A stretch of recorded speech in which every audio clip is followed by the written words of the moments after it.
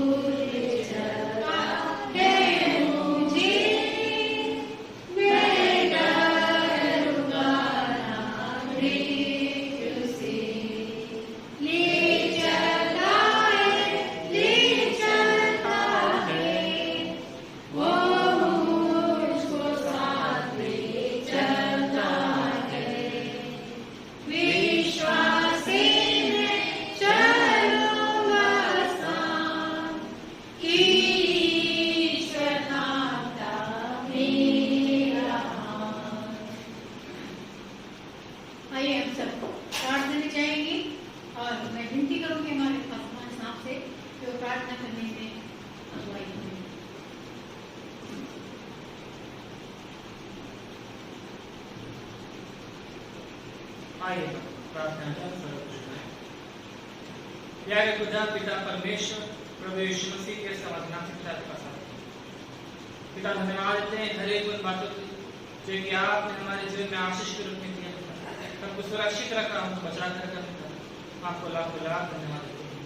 जी हाँ प्रभु, हम आपके समीप में आते हैं पूरे भय के साथ आपके चरणों में सर को झुकाते हैं पिता परमेश्वर। जी हाँ प्रभु, हम इस बात को मानते हैं कि आप ही हमको बनाने वाले हैं, हमको रचने वाले हैं। इस संसार की रचना करने वाले केवल और केवल आप ही हैं। संसार शक्तियों को बनाने वाले आप ही हैं। सूरज और चांद तारों को बनाने वाले आप ही पिता परमेश्वर। जी हाँ प्रभु, आप ही के हाथ में न्याय है, आप ही अल्फा और ओमेगा है पिता। आपको हम पिता परमेश्वर लाख धन्यवाद देते हैं पिता, आपकी आशीष चाहते हैं पिता परमेश्वर आज के इस भोर के लिए, क्योंकि आपने हमारे जीवन में जोड़ा पिता परमेश्वर, ताकि हम सब पिता परमेश्वर आज के दिन अपने अपने जीवन में अपनी आत्मा में हम स्मरण कर सकें आज के दिन को, और हम सब यहाँ एकत्रित होकर आपके नाम की महिमा पढ़ाई करने वाले उपाय पिता परमेश्वर, आपको लाख धन्यवाद देते हैं। जी हाँ प्रभु, हम प्रार्थना करते हैं पिता भारी हृदय के साथ, दुखी हृदय के साथ पिता परमेश्वर, हम पूरे दान परिवार के साथ पिता परमेश्वर हम आपके समीप में आते हैं पिता परमेश्वर। जी हाँ प्रभु, जबकि पिता परमेश्वर हमारे हृदय दुखी हैं, लेकिन हम पिता परमेश्वर हम इस पूरी बात को हम मानते हैं कि आपने अपनी इच्छा के अनुसार ये सारे कार्य को होने दिया पिता परमेश्वर, और हम पूरे आनंद के साथ हम इस बात को अपने जीवन में हम स्मरण करते हैं कि आपकी इच्छा ही हमारे जीवन में पूरी हो पिता परमेश्वर। हम प्रार्थना करते हैं दान परिवार के पिता परमेश्वर। जी हाँ प्रभु, आपने उनके परिवार में एक ऐसे पिता परमेश्वर आपने समय को जोड़ा कि वे पिता परमेश्वर उस बात को स्मरण कर सके पिता परमेश्वर कि पिता आप ही हैं जो हमको रचने वाले हैं, और आप ही हैं जो आपकी इच्छा के अनुसार मनुष्य का जीवन का अंत होता है। जी हाँ प्रभु, हम प्रार्थना करते हैं हमारे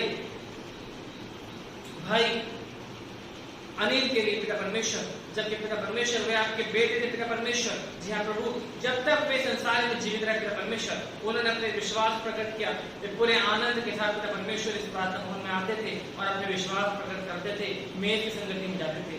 लेकिन पिता परमेश्वर, हम इस बात को मानते हैं कि जब आपकी इच्छा अनुसार उनका दिन इस संसार में पूरा हुआ, तो आपने बड़ी दया के साथ आपने उनको अपने पास बुला लिया। जी हाँ प्रभु, हम उस दुख को पिता परमेश्वर यहाँ पर प्रकट करते हैं कि हम अपने प्रिय को अपने बीच में नहीं पाते, लेकिन पिता हम प्रार्थना करते हैं उस धाड़स के लिए, उस हिम्मत के लिए जो कि दान परिवार के लिए हम मांगते हैं पिता परमेश्वर, कि वे इस दुख के समय में पिता परमेश्वर स्थिर रह सके, विश्वास कर सके कि जब तक हम इस संसार में जीवित रहते हैं तब तक ही हम आपके नाम की महिमा कर सके पिता परमेश्वर। जी हाँ प्रभु, हम प्रार्थना करते हैं उस विश्वास के लिए, उस परिवार के पिता परमेश्वर जो कि उनके जीवन में आए, ताकि वे उस दिन के इंतजार कर सके कि कब हमको हमारा उद्धारकर्ता प्रभु यीशु मसीह आपको देने के लिए आएंगे, और हम पूरे आनंद के साथ अपने जीवन को आपको देने वाले हो पाएंगे, और हमारा न्याय उस दिन हो पाएगा। तब हम उस समय अपने जो हमसे बिखरे हुए हैं, जो हमसे छूट गए हैं, जिन्हें आप अपने पास बुला लिया है, हम उन सभी लोगों से मिल पाएंगे,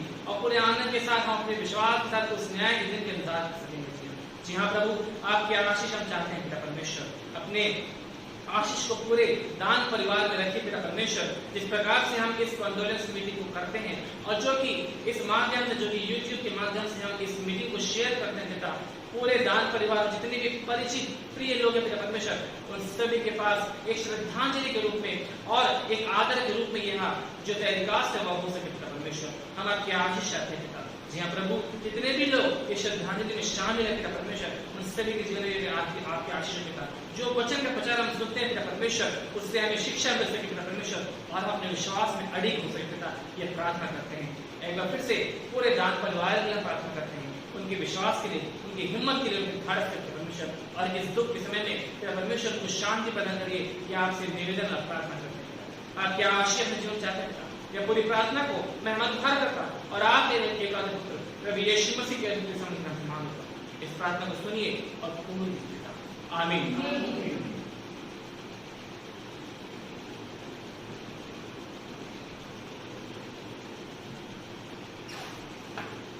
कुछ बाइबल पठन मैं आपको के सम्मुख रखना चाहती हूँ।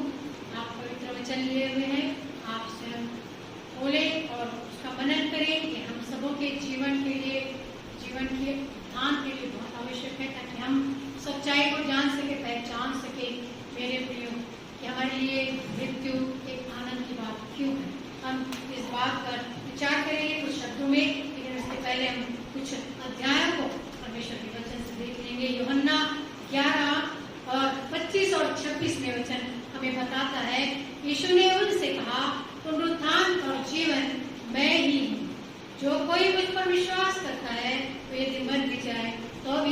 जिएगा, और जो कोई जीवता है और मुझ पर विश्वास करता है वो अनंत काल तक न मरेगा। बहुत विचारनीय और सोचनीय बात है मेरे प्रियो।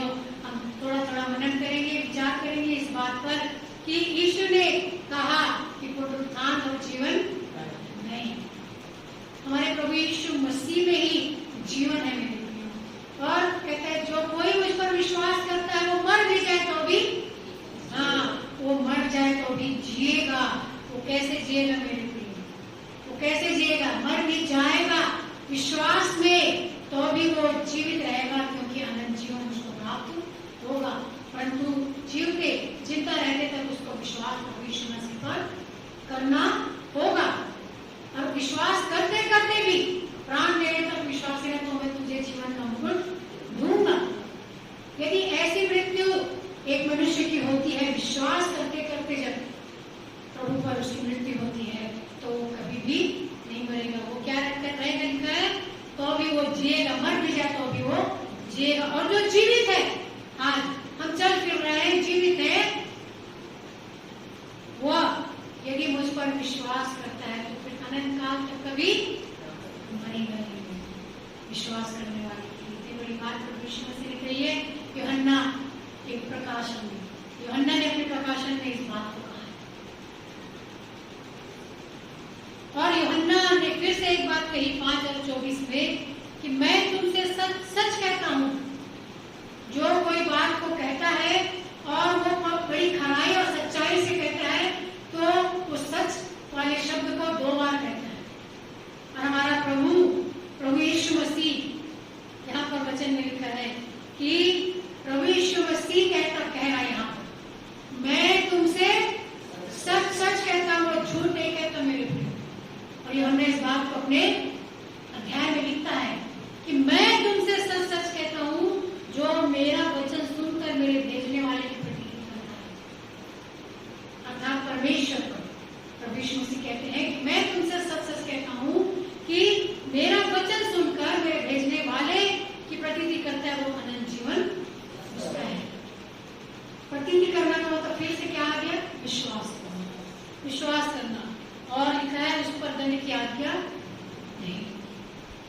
इसलिए यहाँ पर लिखा है कि जो जीवित है और जो विश्वास करता है अनंत जीवन तक नहीं मरेगा, अनंत जीवन तक नहीं मरेगा। यहाँ पर लिखा है कि उस पर दंड की आज्ञा नहीं होगी, परंतु लिखा है वो मृत्यु से पार होकर जीवन में प्रवेश कर चुका। दूसरी बार यहाँ पर इस बात की पुष्टि कर रहे हैं प्रभु यीशु मसीह ने कि वायदा मुझसे। और आगे और कुछ वचनों को हम देखेंगे। दूसरा कुरिन्थियों 5:1 में लिखा है, क्योंकि हम जानते हैं कि जब हमारा पृथ्वी पर का डेरा शरीर का घर गिराया जाएगा तो हमें परमेश्वर की ओर से स्वर्ग पर एक ऐसा सुंदर भवन मिलेगा जो हाथों से बना हुआ नहीं होगा, परंतु वो चिरस्थायी होगा। हमारे हाथों से बना हुआ बड़े बड़े महलों को हमने देखा है, वो जो खंडहर हो जाती है, उसकी ईंट पे ईंट नहीं बचती, धराशायी हो जाता है, वो हाथों से बना हुआ है। लेकिन मुझे और आपको लिखा है वो घर मिलेगा जो चिरस्थायी है, जो कभी नाश नहीं होगी। लिखा है, क्या लिखा है कि जो हाथों से बना हुआ घर नहीं, परंतु चिरस्थायी है। और प्रकाशित वाक्य के प्रकाशन में फिर बताया जा रहा है 7:13 से 17 में, इस पर प्राचीनों में से एक ने मुझसे कहा, ये श्वेत वस्त्र पहने हुए कौन है? ये श्वेत वस्त्र पहने हुए कौन है? हम विचार करें मेरे प्रियो कि हम श्वेत वस्त्र के योग्य हैं, हम पहने हुए हैं कि नहीं। एक प्राचीन, आपको पता है कितने प्राचीन है? कितने प्राचीन है? परमेश्वर के दाहिनी ओर, बाईं ओर, दाहिनी ओर परमेश्वर से बैठे हो, बाईं ओर 12 गोत्र, 12 प्राचीन वहां बैठे हुए हैं। और लिखा है इनमें से, इस पर प्राचीनों में से एक ने मुझसे कहा, ये श्वेत वस्त्र पहने हुए कौन है और कहां से आए हैं? मैंने उससे कहा, हे स्वामी तू ही जानता है, मैं नहीं जानता है। उसने मुझसे कहा, ये वे हैं, ये वे हैं जो उस बड़े क्लेश में से निकल कर आए, उस बड़े क्लेश में से जो इस संसार में हम भोगते हैं। और इस संसार में भोगते हुए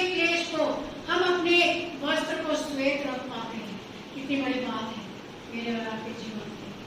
उन प्राचीनों में से एक कहता है कि ये श्वेत वस्त्र पहने हुए कौन है?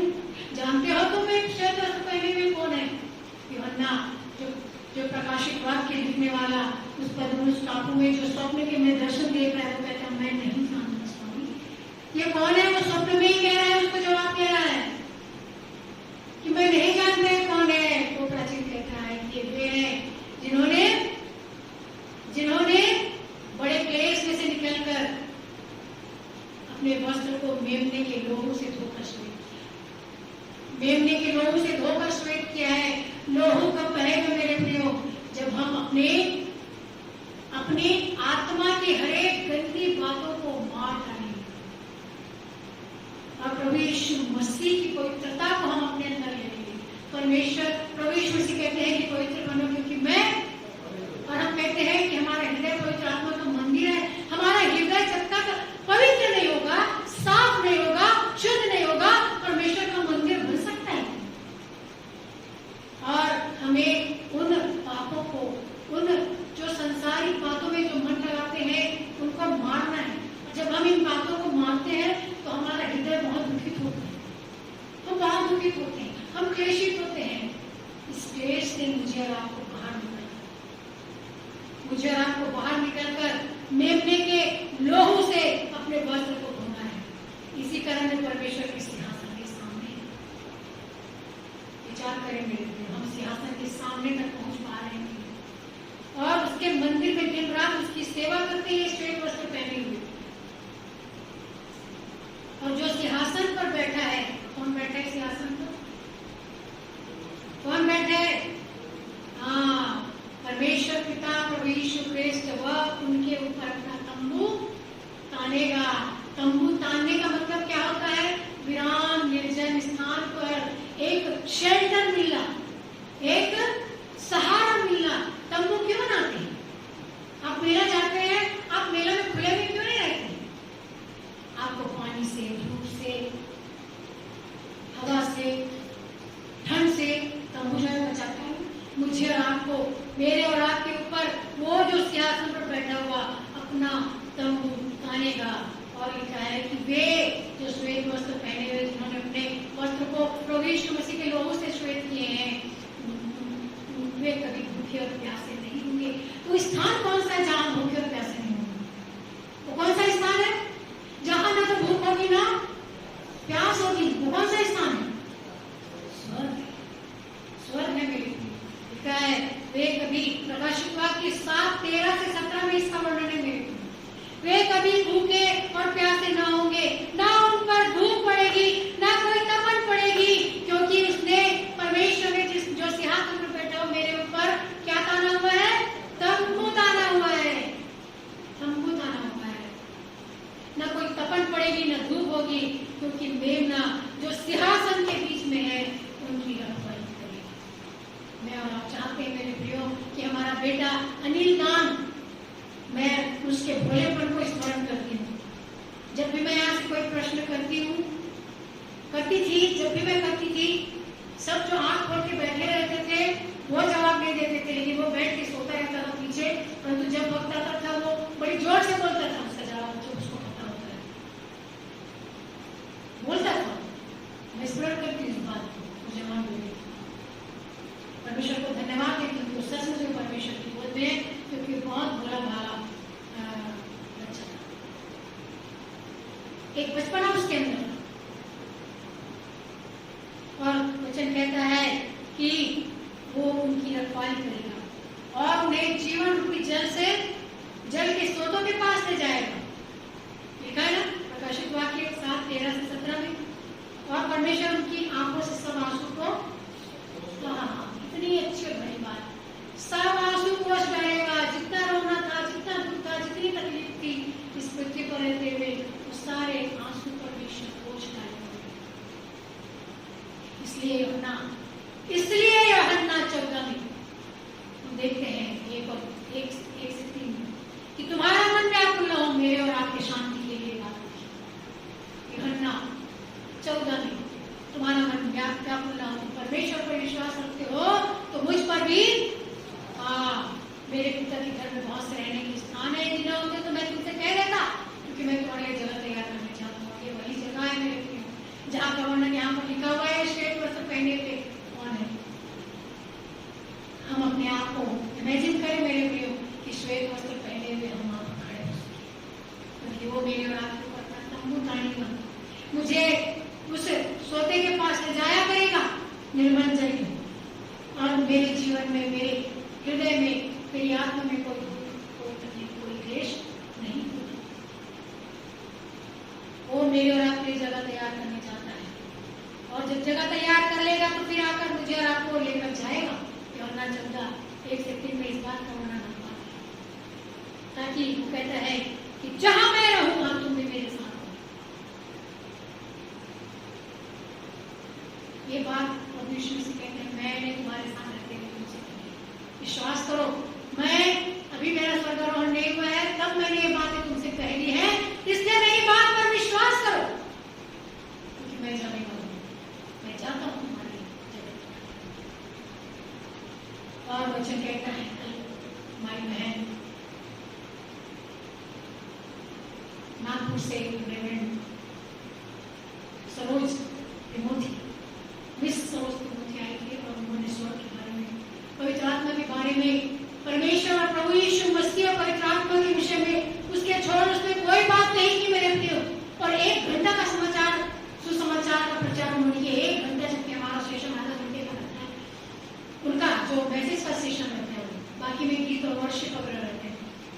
लेकिन उस बहन का परिचय मुझे देना था, और पता नहीं परमेश्वर ने मुझे अगुवाई दी, और मैंने उनके मुख पर एक ज्योति देखी, प्रकाश, और मैंने वो शब्द उनके लिए कहा, और वो बहुत ज्यादा आश्चर्य हुआ उनको कि सचमुच में बहन आप प्रभु की दासी है, जो आपने केवल मेरे मुख को, मुझे मेरे मोबाइल में जब मैंने ऑन किया तो वो जब आई, जब उन्होंने एंटर किया, ज्वाइन किया ग्रुप को, तो एक झलक मैंने उनका देखा, बस मैंने उनका नाम, नक्शा, चेहरा नहीं देखा, मैंने एक झलक देखा, और मुझे एक ऐसा तेज दिखाई दिया जिसकी मैं कल्पना नहीं कर सकती उनको देखकर। और मेरे मुख से 2 शब्द उनके निकले, मैं नीचे रखी हूँ, वो बैग नहीं ले पाई, ला पाई, मैंने उनके लिए 2 लाइन लिखी तुरंत।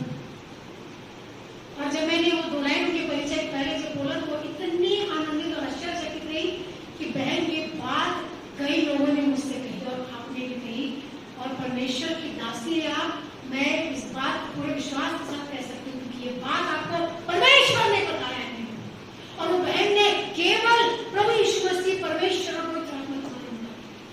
पवित्र आत्मा आज वचन मुझे बता रहा है यहाँ पर 1-3 में यूहन्ना 14 के कहता है, सहायक अर्थात पवित्र आत्मा, जिससे पिता ने मेरे नाम से तुम्हारे लिए भेजा है।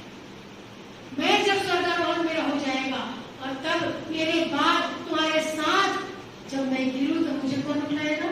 वो पवित्र आत्मा जो सहायक है, मेरे साथ है, मेरे सिर को जमीन पे गिरने नहीं देगा, मुझे करूब किनारे छाएगा मेरे चारों तरफ। मेरा बेटा, मैं विश्वास करती हूँ इस बात पर, भले मेरा बेटा इस बात को नहीं बोलता है कि वो हमेशा इस बात को बोलता है कि मैं नहीं कहूँ कि स्वर्गदूत ने मुझे आकर बचाया, लेकिन मैं विश्वास करती हूँ कि जिस तेज के साथ, तेजी के साथ प्रकाश चमका, और जिस तेजी को उसने महसूस किया, करूब ने अपने पंखों की आड़ में मेरे बच्चे को ले लिया, एक सहायक आत्मा के रूप में, क्योंकि उसके साथ वो मौजूद था उस वक्त। और मैं विश्वास करती हूँ मेरे प्रियो कि उसके कारण से, वो परमेश्वर का दास है, उसे बचाने के नाम से वो 2 व्यक्ति और वहां पर जितने लोग थे, वो सब भी उस वक्त उस बिजली की मार से, उस आकाशीय विद्युत से बच गए मेरे प्रियो, बच गए, केवल क्योंकि वो परमेश्वर का दास वहां मौजूद था, और परमेश्वर का दूत वहां मौजूद था, जिसने इनको बचाया। सो दूत मेरे प्रियो, परमेश्वर पिता का दूत मेरे और आपके साथ आज भी है, इस वक्त भी है, वो सहायक आत्मा के रूप में हमारे बीच में है मेरे प्रियो। वह तुम्हें सब बातें सिखाएगा, और सिखाता है, हम ही है जो एक कान से सुनते दूसरे कान से निकालते। यदि हम उन बातों को सुने ध्यान से, उस महीन और धीमी आवाज को, तो परमेश्वर हमें सब बातों में बचाने के लिए, आशीषित करने के लिए तैयार है। मैं तुम्हें शांति दिए जाता हूँ, परमेश्वर से मैं तुम्हें शांति दिए जाता हूँ, अपनी शांति तुम्हें देता हूँ। संसार जैसे देता है, वचन कहता है, जैसे संसार देता है मैं तुम्हें नहीं देता। तुम्हारा मन न घबराए,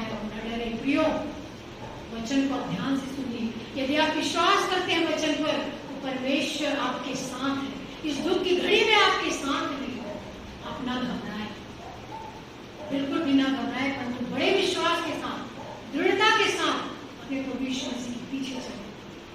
प्रभु आपको सब बातों में संभालेगा, सब बातों में आपके साथ साथ बना रहेगा। परमेश्वर बहुतायत की आशीष निश्चय आपको देवे। आइए हम सब अपने स्थानों पर खड़े हो जाएंगे, और यदि आप में से कोई दो शब्द कहना चाहते हैं अनिल के बारे में, दो शब्द यदि आप में से कलीसिया में से, समाज में से कोई कहना चाहता है, तो उनको अवसर है ताकि हम उनकी श्रद्धांजलि में उनके बारे में कुछ बोल सके, बता सके। मैं विनती करूँ कोई भी आके कलीसिया की तरफ से कोई भी आके दो शब्द उनके लिए, अनिल बेटे के लिए स्पेशली, आप सब जानते हैं आपके बीच में उठे बैठे हो, यदि कोई कहना चाहते हैं तो उनके लिए अवसर हो। 2 मिनट का टाइम यदि आप बोल दीजिए, क्योंकि आप बुजुर्ग हैं, मैं कलीसिया की प्राचीन है, कलीसिया के प्रति, कलीसिया की तरफ से 2 शब्द। परिवार के लोगों के लिए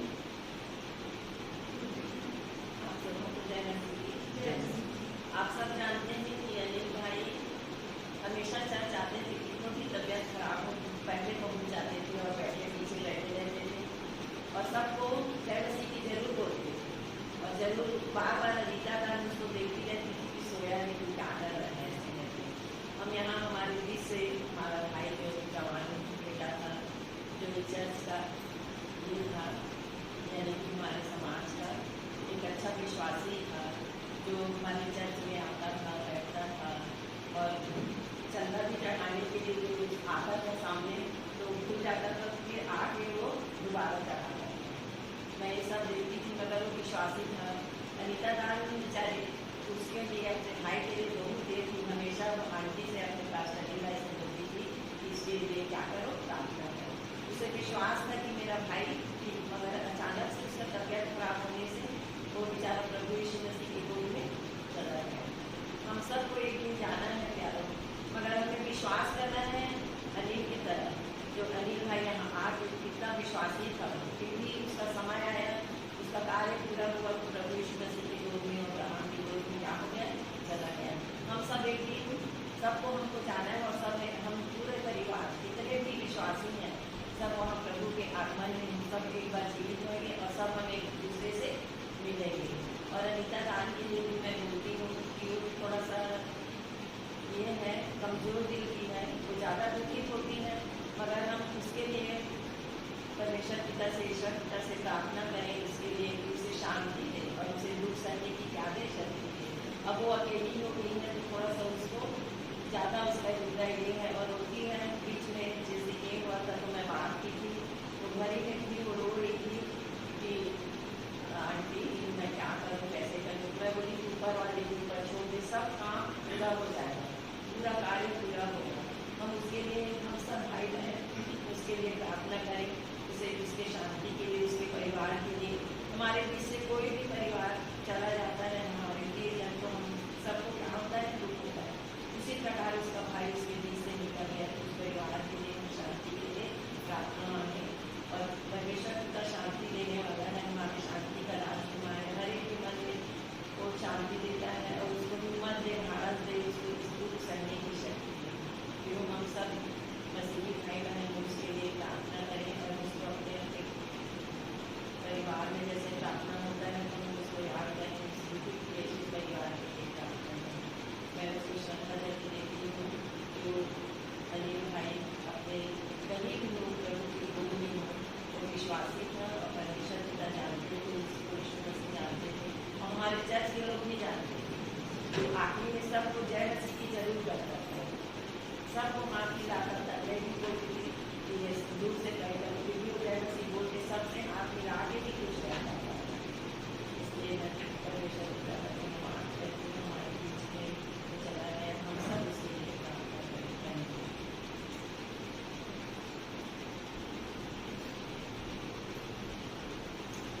धन्यवाद दीदी। मैं विचारों को हमने भाई के लिए रखा, जो कि सचमुच में विश्वास था। इसलिए मैं बोलूँगी क्योंकि बीमार पड़ा था, और अनीता उसको मना करती थी कि तबियत ठीक नहीं है बच्चा, लेकिन फिर भी वो आ जाता था। और स्पेशली लॉकडाउन के समय जब हम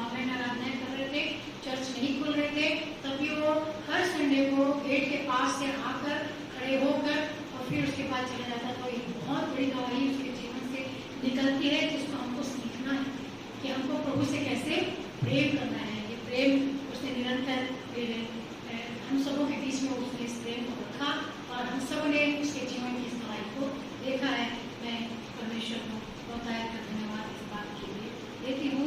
इसलिए मैं विनती करती हूँ कि अंतिम में हम अपने स्थानों पर खड़े हो जाएंगे और पास्टर साहब के अंतिम आशीष की प्रार्थना, प्रभु की प्रार्थना पहले करेंगे, उसके बाद हम अंतिम आशीष की प्रार्थना से हम आज की आराधना को इस मेमोरियल सर्विस को हम समाप्त करेंगे। एक प्रार्थना करेंगे, उसके बाद हम प्रभु की प्रार्थना करेंगे। हे सर्वशक्तिमान पिता परमेश्वर, जो प्रिय कुछ में होकर इस संसार से जाते हैं, उनकी आत्माएं शरीर के बोझ को छोड़कर तेरे पास आनंद और अनंत विश्राम में रहते हैं। हम अंतःकरण से तेरा धन्यवाद करते हैं कि तेरे विश्वासी संसार में भी आदर्श उदाहरण हमारे सामने छोड़ जाते हैं और विश्वास योग्यता के साथ अपने जीवन की दौड़ पूरी करते हैं और अंत में तेरी प्रतिज्ञा के अनुसार अपने परिश्रम से विश्राम पाते हैं। हम तुझसे विनती करते हैं कि तू हमें अपने दिन गिनने की समझ दे कि विश्वास योग्यता से मसीह की शिक्षाओं के अनुरूप इस प्रकार से जीवन जिए कि तेरे सनातन राज्य में प्रवेश करने के योग्य ठहरे। परिवार के प्रत्येक जन पर तेरी सामर्थ्य कहाँ हो, या ऊपर से प्रत्येक जन पर तेरी आशीष चाहते हुए इस विनती को अपने उद्धार करता खुदाता और पवित्र प्रभु यीशु मसीह के पवित्र मीठे नाम से मांगते हैं। सुनिए और दया से ग्रहण करे, सब कहें आमीन। हे हमारे पिता, तू जो स्वर्ग में है, तेरा नाम पवित्र माना जाए, तेरा राज्य आवे, तेरी इच्छा जिसमें पूरी होती है वैसे पूरी हो। अपनी आज हमें दे और ऐसा हमने अपराधों को क्षमा किया है वैसे मेरे अपराधों को क्षमा कर, परीक्षा में न ला परंतु बुराई से बचा, क्योंकि राज पराक्रम और महिमा सदा के लिए आमीन।